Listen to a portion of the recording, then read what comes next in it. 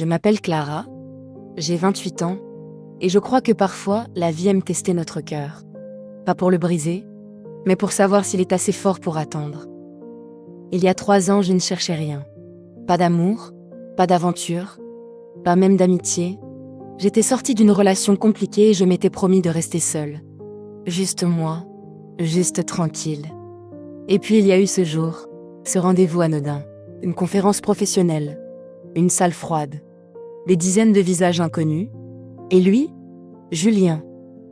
Un regard, un sourire discret, un ton de voix posé, un calme rare. Rien d'extraordinaire et pourtant tout en lui avait l'air évident. On a été mis dans le même groupe de travail. Le hasard encore lui.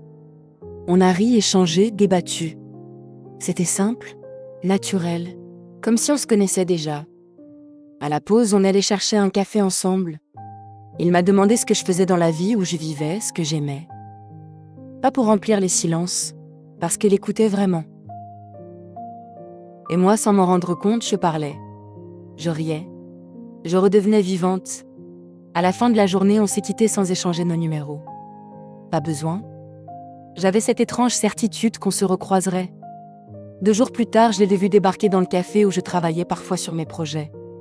Il avait l'air surpris lui aussi, ou heureux, ou peut-être les deux. On a passé des heures à parler, comme si le temps n'existait pas.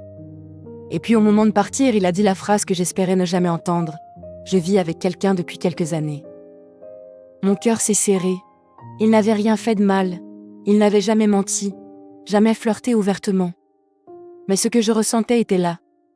Brutal, irrésistible, interdit. Je suis partie sans rien dire. Je me suis promis de l'oublier, de passer à autre chose. Mais comment oublier quelqu'un qui semble avoir été dessiné pour toi? Comment étouffer un lien aussi évident? Je me suis noyée dans le travail. Dans les sorties, dans les distractions, mais rien n'y faisait. Chaque rue, chaque chanson, chaque odeur me ramenait à lui. Et puis un jour, il est revenu, devant le même café. Un message simple, je peux te parler. J'ai hésité. Longtemps, puis j'ai accepté. Il était là, toujours aussi calme, mais son regard avait changé. Il était plus triste, plus lourd. Il m'a expliqué qu'il n'était pas heureux, qu'il était resté par habitude, par peur de blesser, par peur de tout casser.